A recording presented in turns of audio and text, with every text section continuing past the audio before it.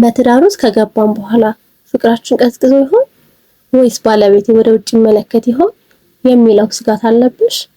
ሰላም ጤና ይስጥልኝ ውድና የተከበራችሁ የማራኪ ሴት ቤተሰቦች እንደምን አላችሁ? ዛሬም እንደተለመደው ለህይወታችሁ ስኬት፣ ለትዳራችሁ ውበትና ለውስጣዊ ማንነታችሁ ጥንካሬ የሚሆን በጣም ጠቃሚና ማራኪ ዝግጅት ይዘንላችሁ ቀርበናል። ቪዲዮውን ላይክ በማድረግ መጀመራችሁን እንዳትረሱ። ለቻናሉ አዲስ ከሆናችሁ ሰብስክራይብ የሚለውን በተን በመጫን ይቀላቀሉን። ለቀጣይ ቪዲዮ ታላቅ ብርታት ይሆነናል። እስከ ፍጻሜው አብራችሁን ቆዩ። አንዲት ማራኪ ሴት ስንል ውበቷ ከውጫዊ ገጽታዋ ባለፈ በትዳሯ ውስጥ በምትፈጥረው መግነጢሳዊ ኃይል ይለካል። ምክንያቱም እውነተኛ ውበት ራስን ከመጠበቅና ለራስ ከሚሰጥ ክብር ይጀምራል። ብዙዎቻችን በትዳር ውስጥ ስንቆይ ራሳችንን መዘንጋትና ቸልተኝነት እንደ ልማድ ሊሰርጽብን ይችላል። ነገር ግን ይህ መዘናጋት ለትዳር አጋራችን የሚሰጠው መልእክት ለራሴ ግድ የለኝም፣ ላንተም ቢሆን ቦታ የለኝም የሚልን ይመስላል።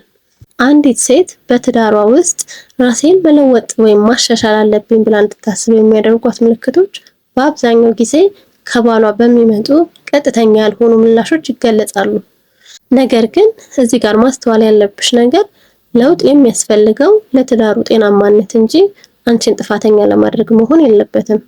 በዛሬው ቪዲዮ ወንዶች ደስተኛ ካልሆኑ የሚያሳዩአቸውን እና ሴቶች ሊያስተውሏቸው የሚገቡ ባህሪያትን እናያለን። እነዚህ ትኩረታችንንና መፍትሄዎቻችንን የሚያስፈልጓቸው ሀሳቦች አንዱ የንግግርና የሀሳብ መጋራት መቀነስን ነው።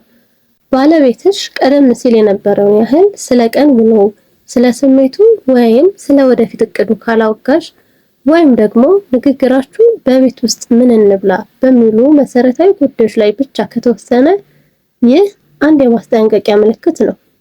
በትዳር ውስጥ የንግግርና የሀሳብ መጋራት መቀነስ ማለት ግንኙነቱ ካለበት ፍቅር ወደ ግዴታ መሸጋገሩን የሚያሳይ ትልቅ ጠቋሚ ነው። ወንዶች በቤታቸው ደስተኛ ካልሆኑ ወይም ምቾትን ካጡ መከላከያ መንገዳቸው ዝምታን መምረጥና በስሜት ወደ ራሳቸው ዓለም መሸሽ ነው። በዚህ ጊዜ ንግግራችሁ በቤት ውስጥ ጉዳዮች ላይ ብቻ የተገደበ ተግባር ተኮር ይሆናል። አንዲት ማራኪ ሴት ግን ይህን የዝምታ ግድግዳ በብልሃት የመስበር አቅም አላት።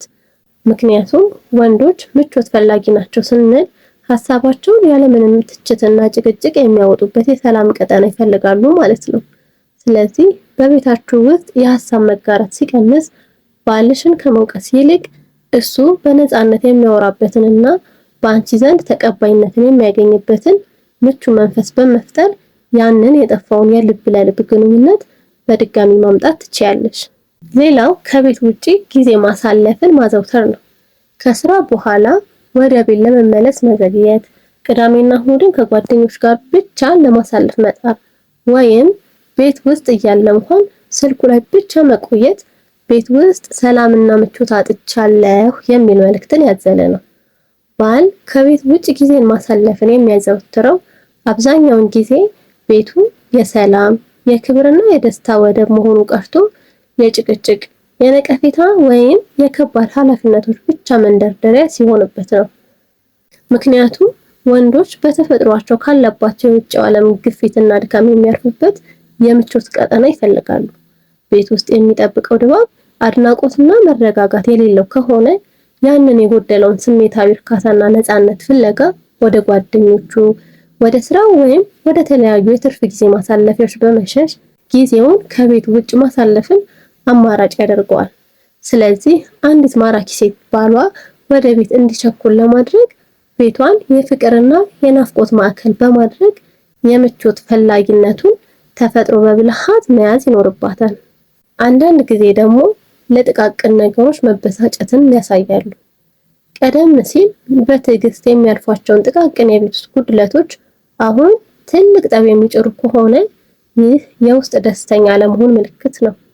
ባሎች በጥቃቅን ነገሮች ላይ መበሳጨት የሚጀምሩት አብዛኛውን ጊዜ የችግሩ ምንጭ ያቺ ጥቃቅን ነገር ሆና ሳይሆን በውስጣቸው የተጠራቀመ ያልተፈታ ቅሬታ ወይም በትዳር ውስጥ ያላቸው የደስታ መጠን ስለቀነሰ ነው።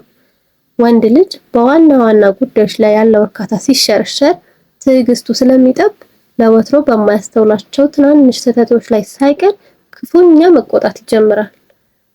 ይህ ሁኔታ ባልየው በትዳር ውስጥ የሚፈልገውን አክብሮትና ምቾት እንደጎደለው የሚጠቁም ምልክት ሲሆን በትንሽ ነገር መበሳጨቱ በውስጡ ያለውን ጭንቀት ወይም አልተረዳሁም የሚል ስሜት የሚገልጽበት የተሳሳተ መንገድ ሊሆን ይችላል።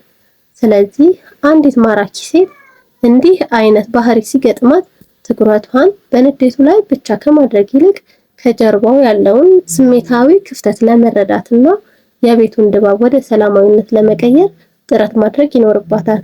ሌላው ልናስተውለው እና ልንገነዘበው የሚገባው አንድ ባህሪያቸው በቅርርብ ወይም በኢንቲሜሲ ረገድ መቀዝቀዝን ማሳየት ነው። አካላዊም ሆነ ስሜታዊ ቅርርብ ሲቀንስ ወንዶች በራሳቸው ዓለም ውስጥ የመደበቅ ዝንባሌን ያሳያሉ። በትዳር ውስጥ በቅርርብ ወይም ኢንቲሜሲ ረገድ መቀዝቀዝ ሲከሰት ችግሩ ከአካላዊ ፍላጎት በላይ ስሜታዊ ትስስሩ መላላቱን የሚያሳይ ትልቅ ደወል ነው። ምክንያቱም ለወንዶች መቀራረብ የደስታቸውና የጥንካሬያቸው ምንጭ ሲሆን በዚህ ረገድ መሸሽ ሲጀምሩ በትዳራቸው ውስጥ ያላቸው የመሳብና የመፈለግ ስሜት መዳከሙን ያመለክታል። ብዙ ጊዜ ሴቶች በቤት ውስጥ ኃላፊነትና በልጆች እንክብካቤ ሲወጠሩ ራሳቸውን መዘንጋታቸውና ለባላቸው የሚሰጡትን የፍቅር ትኩረት መቀነሳቸው ባልየው ተፈላጊነት ያብቅቷል የሚል ድምዳሜ ላይ እንዲደርስና በራሱ ዓለም ውስጥ እንዲደበቅ ያደርገዋል። አንዲት ማራኪ ሴት ግን ይሄ መቀዝቀዝ እንዳይፈጠር ራሷን በመጠበቅና ለባሏ ያላትን አድናቆት በተለያዩ የፍቅር መንገዶች በመግለጽ ቤቷ ውስጥ ያለው መግነጢሳዊ ሳቢነቷ እንዲቀጥልና ባሏ ሁልጊዜም ወደ እሷ እንዲሳብ የማድረግ ጥበብ ሊኖራት ይገባል። ታዲያ ባለቤትሽ ባንቺ እንዲመሰጥ ምን ማድረግ ያለብሽ ይመስልሻል? አንቺ የኔ ቆንጆ፣ ውብ መሆንሽ መጀመሪያ ለአንቺ ደስታ ነው። ባልሽ ቤት ሲገባ የሚያያት ሴት ሁልጊዜ የተሰናዳችና ደስ የሚል ጠረን ያላት የምታበራ እንድትሆን አድርጊ። የቤትሽንም መንፈስ ቀይሪ። ባልሽ ከውጭ ሲመጣ የሚናፍቀውና የሚሳሳለት ሰላም በቤትሽ ይኖር። ቤት ከመግባቱ ጭቅጭቅ ሳይሆን የፍቅር አቀባበልና አድናቆትን ስጭው። ሌላ ሴት እንዳታደንቀው ቀድመሽ አንቺ አድናቂ ሁኚ። ሚስጥራዊና አዲስ ሰው ሁኚ። ሁሉንም ነገርሽን አታውጭበት። አልፎ አልፎ በአዲስ አለባበስ፣ በአዲስ የምግብ አይነት ወይም በአዲስ የፍቅር አቀራረብ አስገርሚ። ሁል ጊዜ አዲስ ነገር ካለሽ ካንቺ አይርቅም። እንግዲህ ትዳርን መጠበቅ የጥበብ ስራ ነው። አንቺ ውብ፣ ብልህና ለራስሽ የምትጠነቀቂ ሴት ከሆንሽ ባለቤትሽ ላንቺ ያለው ክብርና ፍቅር ይጨምራል። ውበትሽ አይኑን፣ ብልሃትሽ ደግሞ ልቡን ይማርከዋል። ከምንም በላይ ግን በትዳራችሁ መሃል ፈጣሪ ይኖር። እስኪ ታዲያ እናንተ በትዳራችሁ ውስጥ የትኛውን ዘዴ ትጠቀማላችሁ? ባለቤታችሁን ይበልጥ ደስተኛ የሚያደርገው የእናንተስ ባህሪ ምንድን ነው? ኮሜንት ላይ አጋሩን። ቪዲዮውን ከወደዳችሁት ለሌሎች እህቶችም እንዲጠቀሙበት ሼር በማድረግ አጋሯቸው። ቪዲዮ እንደጠቀማችሁ ተስፋ አደርጋለሁ። ጥያቄ ወይም አስተያየት ካላችሁ ኮሜንት ላይ ጻፉልኝ።